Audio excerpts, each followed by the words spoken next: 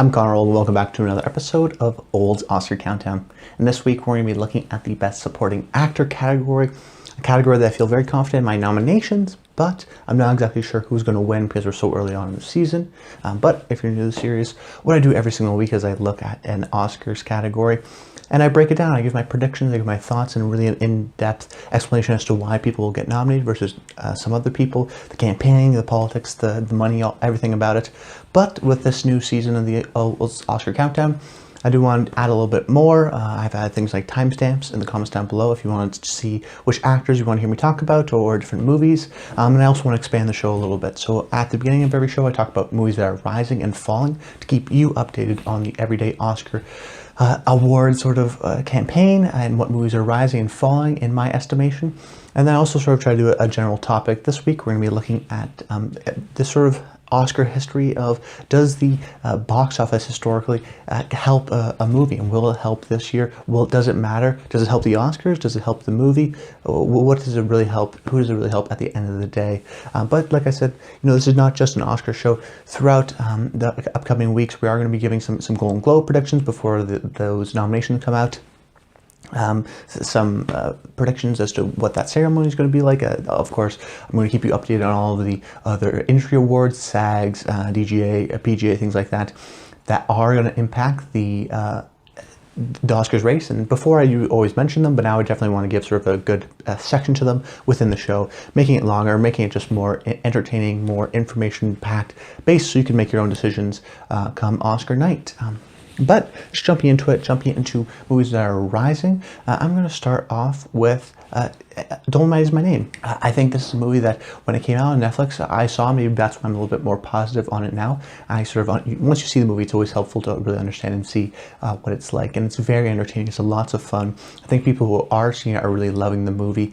And I think that has really helped. It's sort of building a good buzz throughout Hollywood, particularly Eddie Murphy. Where Eddie Murphy was sort of on the fringes before, the Best Actor race, yes, is very competitive, but I think he does maybe slip in because as the trajectory of the race, you have to, a lot of times, look further on into the race to really understand and try to predict the attitudes of people who are voting at the time.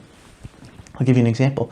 I think right now Eddie Murphy has a good chance to win Best Lead Actor at the Golden Globes for Best Comedy. Now, I don't want to necessarily overstate the Golden Globes relevance because there's only a certain few members of them. None of them are members of the Academy. It's a different sort of group. You're much more reliant if you look at SAGs and things like that. But it would give him a lot of momentum. It's a televised award show. It's a very popular award show. Released in early January, so about a month away from the Oscar nominations. So that he'll just be top of the mind. So not only does he have potentially a Golden Globes win in his hand, he's also hosting SNL late in December. So you have to realize he's going to be on top of people's minds. This will help the film if Eddie does get in. I'm definitely thinking someone like Ruth Carter, who just won last year for Black Panther, as I correctly predicted, for Best Costume Design, her first win. I think she's going to come back with another nomination for Dolemite Is My Name. So if Eddie does well and it's starting to build a little momentum, then I think he starts bringing other people with him, like the production design team, like the costume design team. So those are some elements you want to watch out for. Another film I briefly want to talk about is Harriet, just because, Cynthia Erivo, I talked about last week. I'm not exactly 100% sure of her chances of getting in, but I think it's notable that Harriet came out at the box office and did really well. Did really well this weekend, sort of surpassed expectations. So keep that on your radar as a movie that will sort of penetrate sort of more mainstream, which may be able to get a little bit more help for ultimately Oscar nominations night. And then jumping over into some movies that are falling, I'm going to go with Motherless Brooklyn. This is a movie that has just been falling because the recent box office hasn't been doing that well of this upcoming weekend. I've talked about how I was sort of skeptical of it before.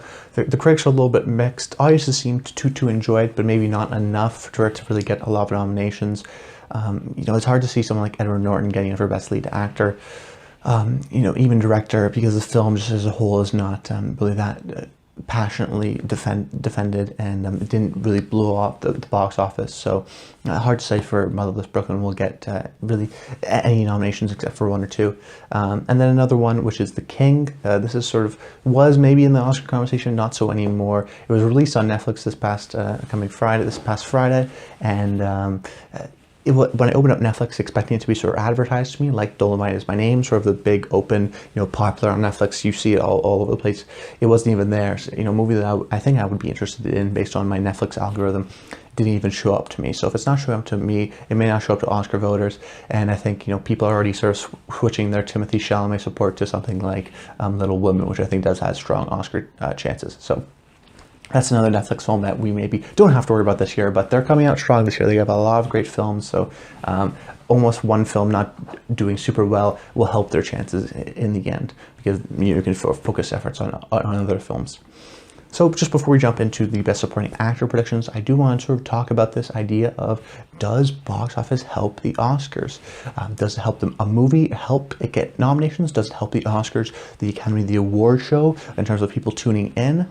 And what I've learned based off my Forgotten Oscar film series, which is what I did in the intermediary between last year's Oscar season and this year's Oscar season, is the idea that if you look back, a lot of times the highest grossing movie of the year, whether it be The Exorcist or Lawrence of Arabia or Star Wars, not only were they real contenders of winning Best Picture, they were always nominated. I mean, even some movies that did really well, something like Love Story, which hasn't sort of had maybe a lot of cultural relevance today, I think, was made so much money at the time that they felt obligated to nominate it. But nowadays, I think really the turning point, at least in my viewpoint, is the 2009 Oscars with Avatar and Hurt Locker, where Hurt Locker won and it became, I still think, is the lowest grossing Best Picture winner of all time, and beat out Avatar, which was the highest grossing movie of all time at its time, and that was really sort of a turning point where I think the Oscars wanted to reward the best film, not necessarily the most popular film. And ever since then, I think they've really been sort of nominating and giving the award to sort of these movies that are either independent or very smaller, and that don't sort of set the box office on fire, but are really just really well-made movies, and movies that sort of celebrate themselves, something like The Artist, Birdman to a certain extent, whereas before they would definitely feel maybe a little bit more in tune to the general box office popularity of a movie, something like, say, a Star Wars, or even something like Titanic winning. And this year, I think, is actually a great year for that kind of conversation, because Avengers Endgame, the highest grossing movie of all time, not adjusted for inflation, is not even in the conversation. A massive movie that impacted everybody, that really had an amazing audience score and was critically liked, and was sort of this epic end to a journey. You think, oh, maybe it'll be in the conversation. It's not even in the conversation. People aren't even considering it. I mean, they're not even campaigning Robert Downey Jr. for Best Lead Actor. Its chances are slim, aside from some of those technical categories, which is really sad, in my opinion, because from a personal standpoint, I do think that there's at least maybe one movie that sort of has a high box office gross that will that deserves to get at least an Oscar nomination, especially since they've opened it up all the way to 10. But it is notable. I look back at the past 10 years, so starting in 2009, and I looked at the top 10 highest grossing movies per year. So the top 10, 2009, 2010, all the way to this year, 2019. Well, I guess I didn't include this year. I included only 2018 because we haven't, of course, seen the Oscar nominations. But if we're looking at it, that's 10 films from 10 years, so that's 100 films.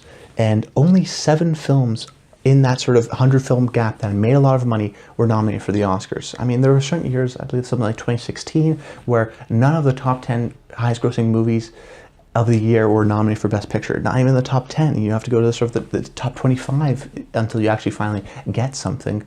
So 7 out of 100 films, if you really think about it, that actually were really successful and made money. I mean, these are movies like Inception and Avatar and Up and Toy Story 3 that were nominated. In a lot of ways, the Oscars don't care about the huge box office hits of today. Now, you can have the conversation, I believe, of, has the Oscar changed, or has sort of just general movies changed? They nominated something like The Godfather, which was a huge hit, but if The Godfather was released today, it's hard to see that's going to be a huge hit. So this really, this is a gangster movie, but very much a drama in a lot of ways, sort of an adult drama that the Oscars definitely do reward, but maybe is less popular nowadays today. I mean, that's not really the conversation I want to be having ultimately, because, the Oscars seemingly are trying to pick what they think is the best movie of the year, regardless of box office expectations. However, I think it is important to the Oscars for them. We looked at last year where, you could say maybe the host was the reason they didn't, their ratings boost. In my opinion, I think it was because Black Panther was a billion-dollar movie, and Stars Born was huge, and Bohemian Rhapsody was almost a billion-dollar movie. I mean, these are massive, massive movies. So, and that's why I think the ratings went up, because people saw the movies and wanted to tune in and say, oh, I'm going to root for Bohemian Rhapsody. Oh my God, Freddie Mercury, Rami Malek won for playing Freddie Mercury. I love that performance. I feel so great. The same way I think a lot of people are going to be rooting for someone like Joaquin Phoenix for Joker to win the Best Lead Actor performance this year. But all in all, the Oscars, I think it helps their ratings to have box office movies, which is what they tried to do, of course, with the Best Popular Picture category. But I think that ultimately, at least in these past 10 years, they're not that concerned with it. And I think Avengers Endgame this year is the perfect example of how unconcerned they are of wanting to nominate sort of that big box office hit of the year. Which is good and bad depending on how you look at it. But looking at maybe now the movie side, does it help a movie to have a great box office? Well, yes, of course. That means lots of people have seen it. It means there's going to be buzz and people are going to be talking about it. There's going to be sort of a positive reputation around Hollywood, and that has been doing good, and that's sort of a positive success that everyone wants to hear. Everyone wants a movie to do really, really well and connect with people. And then also it creates passionate defenders, which really helps your Oscar chances. But at the end of the day, it's not a huge deal. Just looking at the past 2 years, Green Book was a movie that actually made a lot of money at the end of the day, but because it won Best Picture. A lot of these studios campaign for Best Picture because it gives them sort of prestige to their studios, which attracts other filmmakers, but it also increases the box office. So look at something like Green Book. It opened to $1 million in its opening weekend, and sort of was, wasn't a sort of a huge wide theatrical release, but was pretty wide, semi-wide, I'd say, and then ultimately ended up with $321 million.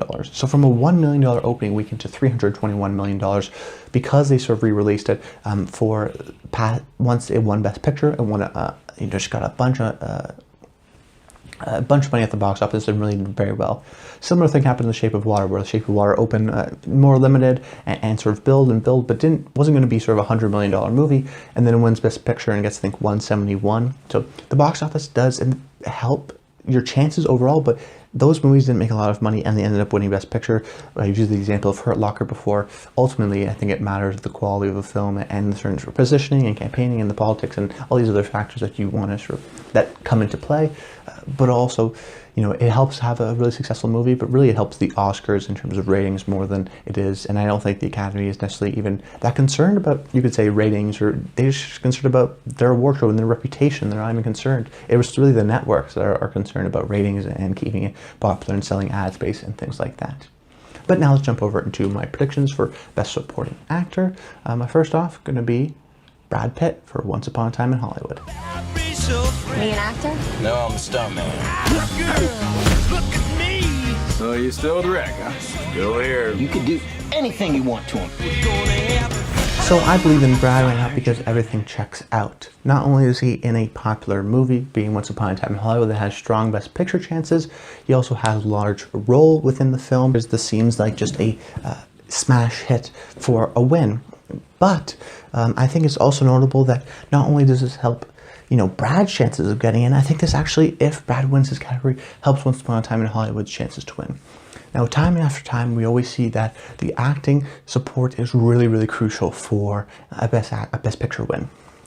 Even, if it's SAG or total acting nominations, the support from the acting branch, which is the largest branch of the Academy, is very, very important. For example, if we look at last year, we had Green Book, Mahershala Ali won with that. So a lot of times you'll see a screenplay win, an acting win, and then a Best Picture win. That's probably the most common out of the Best Picture winners.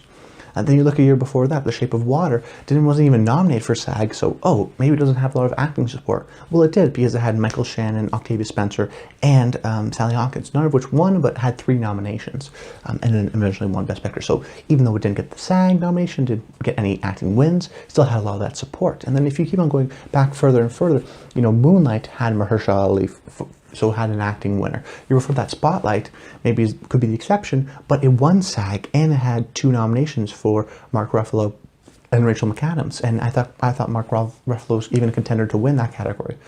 So you keep on going back years and years. What was it before that?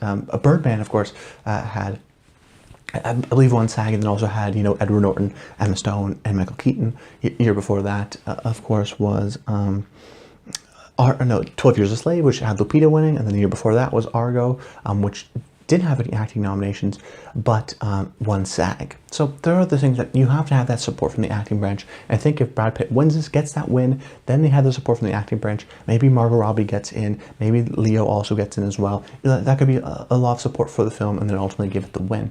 But looking at it from Brad's perspective in terms of him winning, this is really his year. He has a great combination where he has another lead acting role in Ad Astra, which I don't think is going to be a contender at the Oscars, but was critically appraised and did relatively well at the box office. It didn't bomb, which is maybe a lot of people expected. It still, I think, made its money back, from my understanding. And, you know, people really enjoyed his performance that year. And, you know, I think people have sort of really started to realize the genius of Brad Pitt, that he is a movie star, but in a lot of ways, the trope that people always categorize him as is that he's a character actor trapped inside a leading man's body.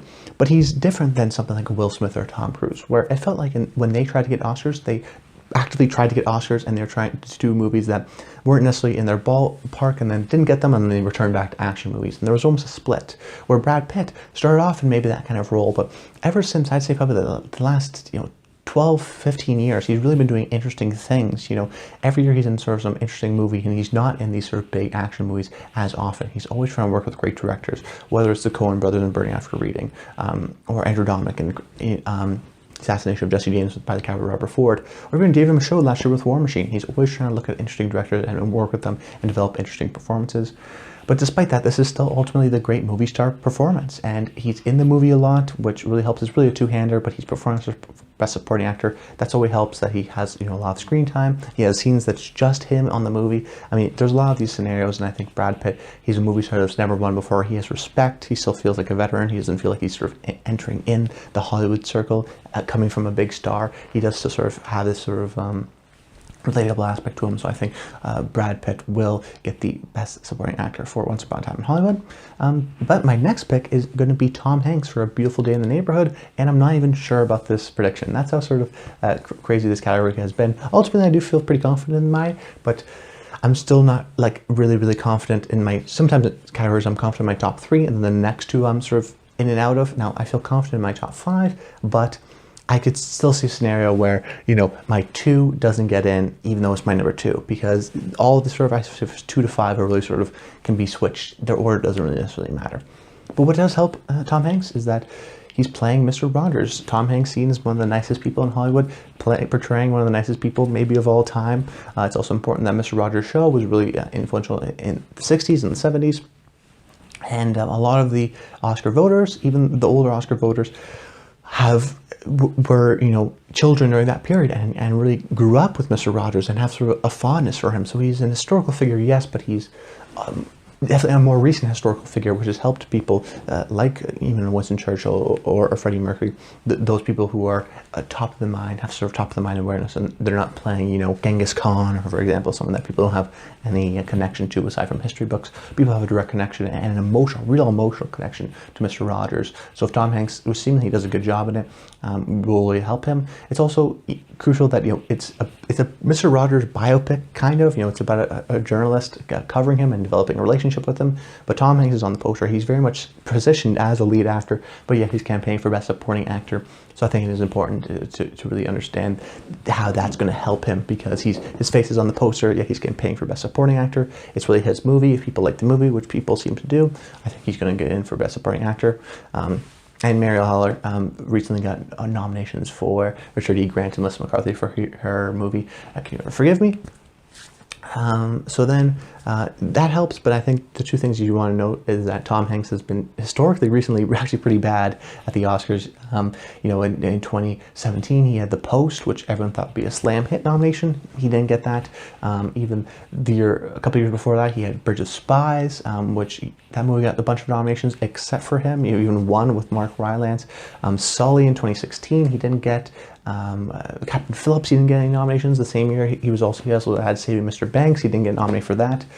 So those are sort of films that the films do really well, and then he just doesn't get in. So there are some factors I think that will help him in this scenario versus those scenarios where I think he's really campaigning for this. He's really the star of the movie, and I think there's really the support for the movie is the support for him. I don't think this movie is going to get a whole bunch of nominations, but ultimately I do think that he does get in. But like I said, it's still hard to bet, and it's also important to notice that Won't You Be My Neighbor, the highest-grossing documentary last year, was not nominated for Best Documentary Feature, even though everyone loved it. Maybe the Oscars don't love this Roger as much as we think. It's important to note.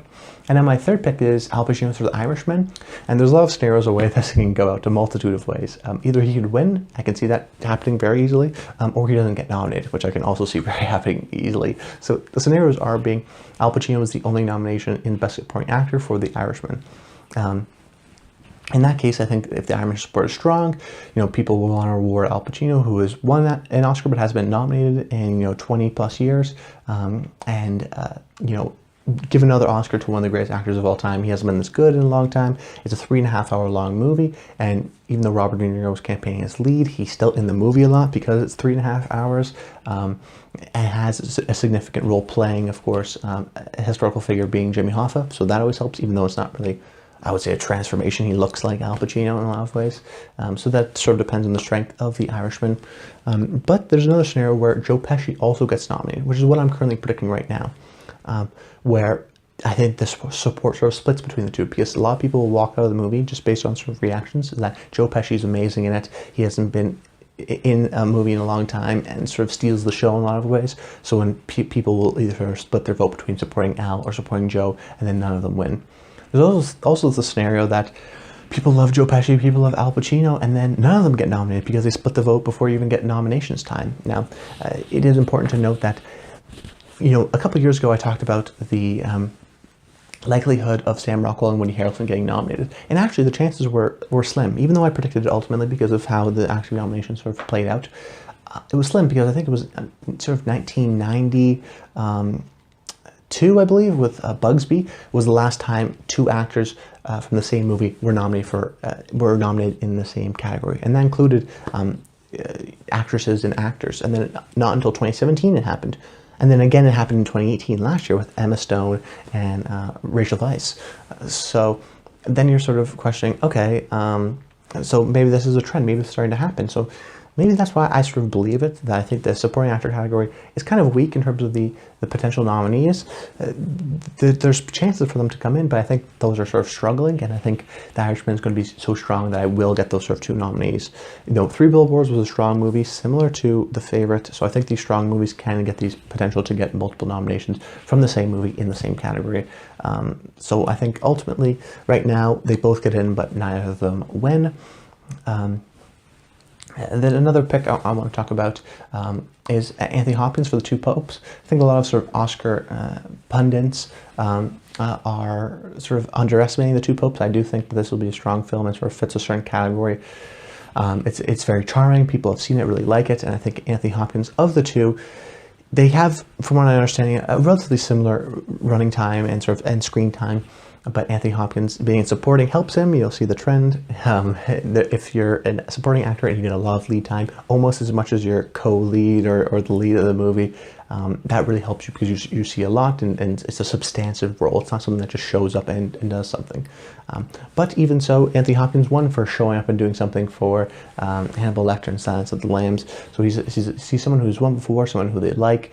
I think this nomination is maybe the safest of my nominations, just because I think the Two Popes, but for some reason people don't believe in Two Popes. I do as of right now. I think it gets the nomination for Anthony Hopkins. And like I said, the fifth one will be Joe Pesci, just because it seems like, he's sort of seen this angry fireball like he was in the 90s, whether it's Goodfellas, My Cousin Vinny, or even Home Alone.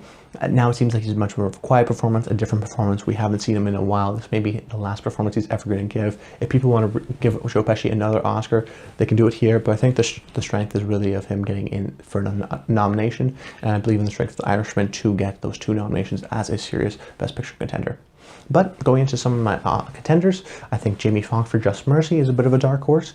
Coming out of this film, I think a lot of people think Michael B. Jordan can get it in, but and now sort of the standout, but Jamie Foxx is loved. He's often known for throwing great parties in Hollywood. He's also someone who was nominated and won, nominated twice in 2004 and won for Ray. But he's sort of hard to judge because in 2012, when he had Django, he wasn't even nominated, even though that film did well. So it's hard to sort of judge the Academy's appreciation of him, but he is very charming. And if he does campaign for this movie, I think he does get in, because I think people like Jamie Foxx. And then my next pick will be Taika Waititi for Jojo Rabbit. I'm a believer in Jojo Rabbit. I think this film is really well liked. I think it's going to do well at the Globe and surprise people. I also think that Taika Waititi is going to get in for director, which a lot of people don't think. But for my opinion, I think he's going to get in for director, and then he won't get in for best supporting actor. But there's a scenario where maybe the Academy feels like they don't want to give him best director. They still see him as maybe an actor. They want to give him for best supporting actor. But I do think they want to nominate Taika Waititi because it's a film people like. Maybe they give him the award in the screenplay category. But I think ultimately this is the film that they do like. They appreciate his style, and he will get in for either best director or best supporting actor, but I lean heavily towards best director in this case. But that's about it, guys. I hope you enjoyed the video. Make sure you comment below. Let me know some of your picks, and let me know some of your thoughts. I always want to create a great film community, so please share with your friends, spread the video. Likes help, subscribe to the channel so you never miss a video. That's about it, guys. I hope you enjoyed it, and until next time, stay tuned.